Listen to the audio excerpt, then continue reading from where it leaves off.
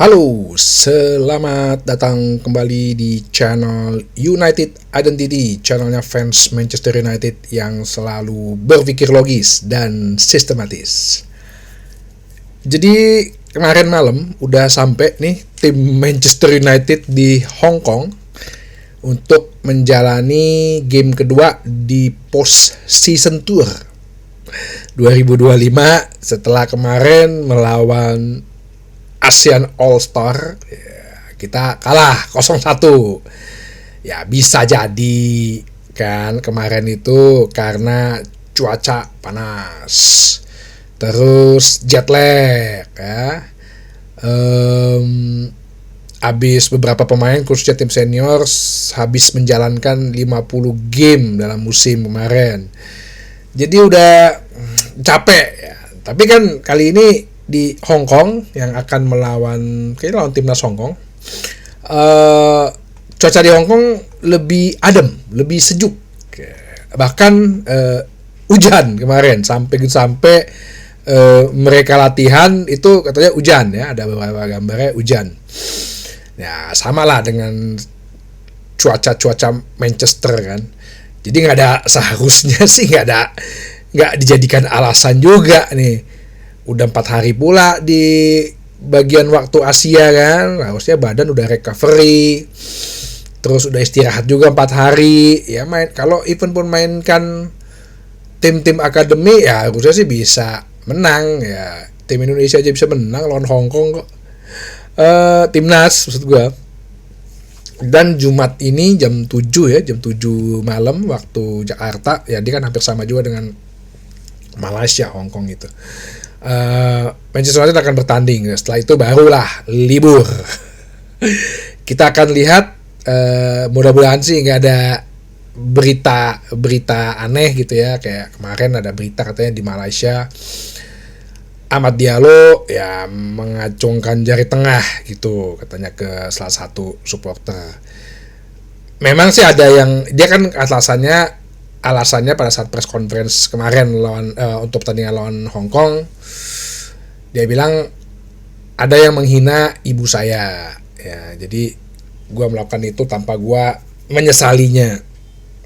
Ya memang kalau lihat dari dengar videonya sih ada yang manggil dia Diallo. Dia gak begitu suka katanya dipanggil Diallo ya, karena katanya itu sebenarnya nama yang dipakai buat dia mengurus imigrasi kalau nggak salah, dan nama itu tuh nama ibunya keluarganya yang jadi korban human trafficking ya, perbudakan. Jadi dia nggak suka dengan nama itu dan dia nggak mau dipanggil itu, panggilnya Ahmad ya. Tapi bisa jadi ada supporter yang nggak tahu, atau mungkin memang ada unsur ngejek ya, terkesan kedengeran kayak unsur ngejek gitu, dalo gitu kan ya, kayak lu aja manggil nama bapak lu gitu misalnya, kita bercanda mungkin bercanda, tapi ya nggak semua kan juga tahu, dan nggak semua juga tahu bahwa itu hal yang sensitif ya. Kayaknya murni memang lagi suntuk aja sih pemain Manchester United itu, suntuk loh. Harusnya gue udah liburan, suruh main dulu di negeri yang jauh seberang sana gitu kan. Udah capek ya, walaupun kan kita dibilang ya lu kan digaji juga dari kita gitu kan, dari kita bagaimana fans itu antusiasmenya. Kita kan beli hak siar nonton dia nih sebenarnya, dari video dari mana ya kan, kecuali yang nonton link bajakan ya, beli jersinya gitu ya. Bukan berarti masalah beli jersey ori gue berhak atas hidup lo, enggak gitu, tapi ya kita punya simbiosis mutualisme. Jangan kayak si Garnacho. Kalau Garnacho mah agak emang norak tuh anak itu ya, dikit-dikit foto jari tengah, dikit-dikit ada kamera jari tengah. Apaan sih? Kayak dulu gua ada waktu SD ya, ada teman yang suka gitu. Ya mungkin spekatan keren kali ya, karena dia ngelihat di film-film asing, film-film barat suka begitu gitu teman gue gitu. Kalau foto jari tengah, foto jari tengah. Cuman kalau Garnacho gitu kan kayak bocah norak gitu loh. Apaan sih lu dikit-dikit jari tengah, dikit-dikit mau sok rapper atau mau sok asik gitu gayanya. Udah jual aja lah sampai Ruben Amorim aja ngomong, ya lo bersyukur deh kalau misalnya ada klub baru yang mau ngedapetin lo gitu. Ya kan, itu udah cukup sadis sih menurut gue perkataan kalau kayak gitu, kalau emang itu benar. Oke, jadi kita tunggu aja Jumat malam ya pertandingannya. Harusnya sih jangan kalah lah ya. Mau alasan apa lagi gitu? Cuaca udah enak, istirahat udah panjang. Besok juga tinggal libur, lo berangkat ke tempat liburan masing-masing. Ya udahlah, kasihlah kemenang gitu, lebih dari 2 atau 3 gol gitu, biar puas gitu. Untuk berita yang mau gue sampaikan adalah, jadi berdua nama yang pernah gue masukkan dalam daftar striker yang bisa diincar oleh Manchester United, yaitu nama Liam Delap dan Benjamin Sesko. Sepertinya bisa kita coret nih nama ini, karena dikabarkan Liam Delap udah here we go untuk ke Chelsea. Ya kabarnya sih katanya karena posisi tawar-menawarnya Chelsea ada main di Liga Champions. Yang gue sendiri selalu nggak pernah percaya dengan alasan itu gitu. Karena kalau gue lihat ya, sebenarnya lebih kepada kepastian si pemain dalam project itu seperti apa, posisinya bagaimana. Gue yakin kayaknya Chelsea memberikan jaminan bahwa dia untuk menjadi starter ya, di minimal mungkin 20 pertandingan. Apalagi Chelsea kan banyak nih pertandingannya kan, dia lawan main di UCL juga. Ya sekarang secara logis sistematis aja deh ya. Kalau lo manajer Chelsea atau lo fans Chelsea deh, lo jadi striker, lo pilih Liam Delap apa Nicholas Jackson? Ya kalau gue sih milih Liam Delap. Iyalah, secara statistik golnya lebih banyak, lebih bagus di Premier League. Terus gue rasa dia cocok sih dengan si Cole Palmer ya. Gaya mainnya, atributnya yang gue bilang pernah gue bahas, dia striker yang banyak berlari menyerang, berlari melebar. Ya gue sih lebih pilih Liam Delap ya kalau untuk jadi starter ya. Nah ini yang jaminan yang dia pengen mau gitu, karena si Liam Delap ini sepertinya nih jadi bisa jadi dia adalah backupnya Harry Kane nanti di timnas. Dia butuh kepastian dan kejaminan bahwa ya gue mau main reguler supaya gue bisa masuk timnas di Piala Dunia 2026. Itu sih murni itu aja sih kalau gue bilang. Ya kalau masalah gaji sih ya Chelsea gue yakin bisa lah compete masalah gaji ya, dan kita kan bisa jadi ada batasannya juga. Jadi itu satu, Liam Delap. Yang kedua ya Benjamin Sesko. Jadi Benjamin Sesko ini tampaknya menjadi incaran serius untuk Arsenal nih. Benjamin Sesko yang berasal dari RB Leipzig sebenarnya banyak yang menghubung-hubungkan, biasalah mencocok logikan dengan keberadaan Christopher Vivell, Director of Recruitment yang ada di Manchester United. Karena dulu waktu zamannya Vivell di RB Leipzig, itu Christopher Vivell yang ngebawa Benjamin Sesko ke RB Leipzig. Jadi masih ada cocok logian nih. Tapi sepertinya Arsenal yang lebih memilih untuk ke Benjamin Sesko. Namun harganya nggak masuk akal nih, hampir 100 juta pound, 90 juta pound ya. Tapi kalau emang Arsenal lagi butuh ini ya, lagi butuh striker, ya gue yakin sih dia kayaknya pengen jor-joran tuh untuk keluarin duit untuk hal itu.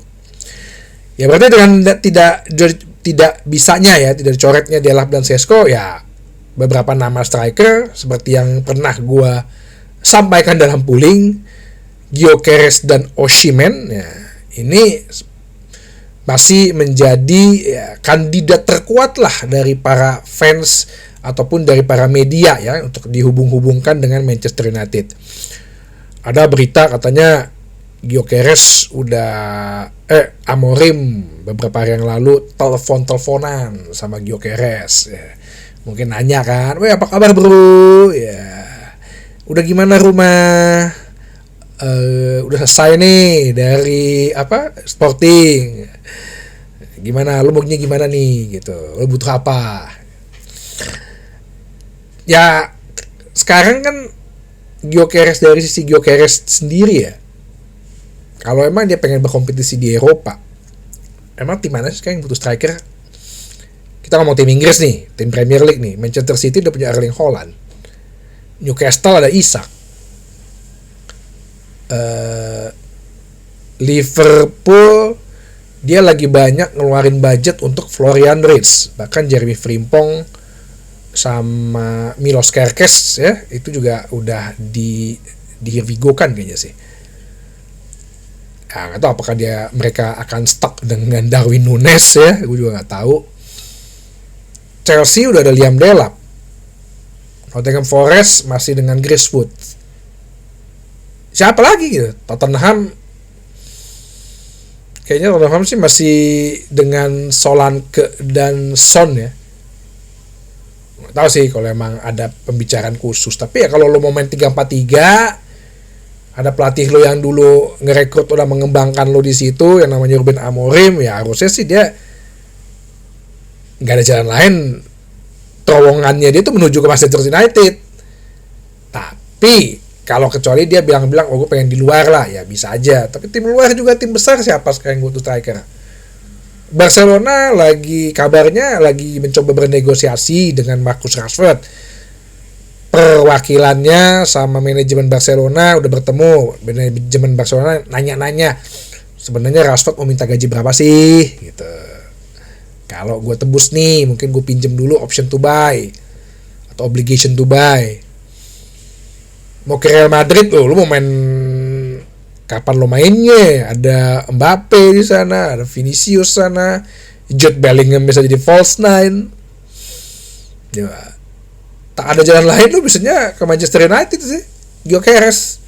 Ya tergantung sekarang tim rekrutmen ini gimana nih persetujuannya nih, karena kan ada komitenya sendiri kan. Nah, di satu cerita lain, Victor Osimhen, ini ada berita bahwa Matt Hargreaves, jadi Matt Hargreaves ini adalah Director of Negotiation-nya Manchester United. Dia baru bekerja sekitar 2 tahun lah. Dulu dia Direktur Marketingnya Adidas, jadi dia yang bikin deal Adidas waktu sama Manchester United itu tahun 2015-2016, udah setahun, 10 tahun ya.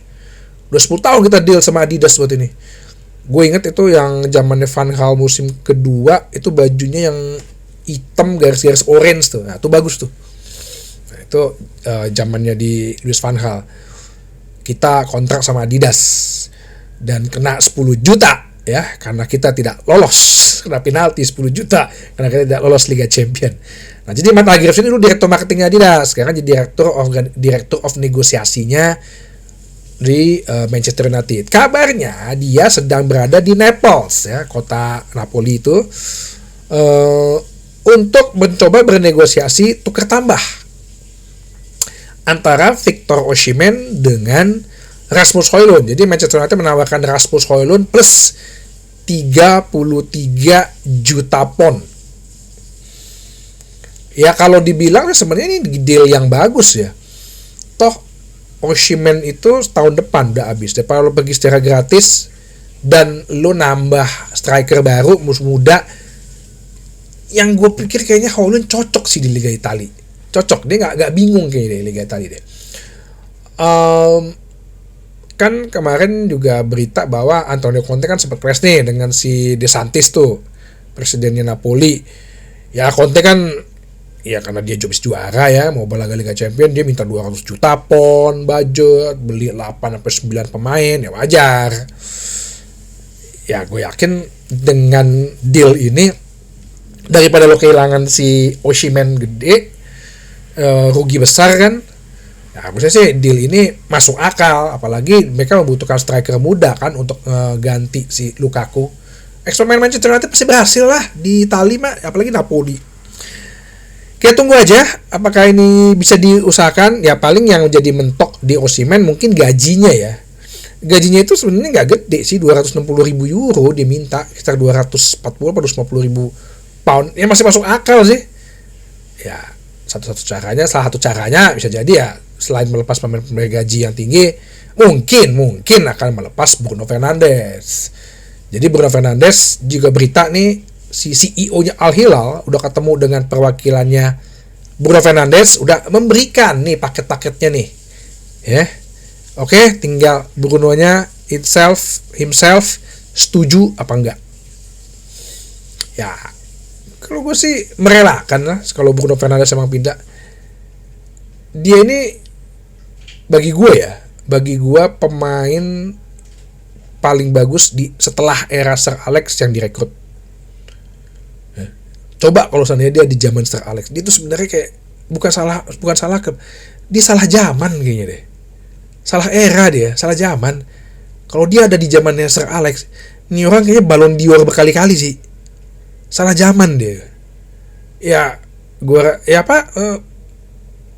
kalau emang dia merasa bahwa seperti yang dia wawancara, oke lah, gue rela deh, gue pergi gitu asal bisa ngebantu klub, bisa membantu tim gitu.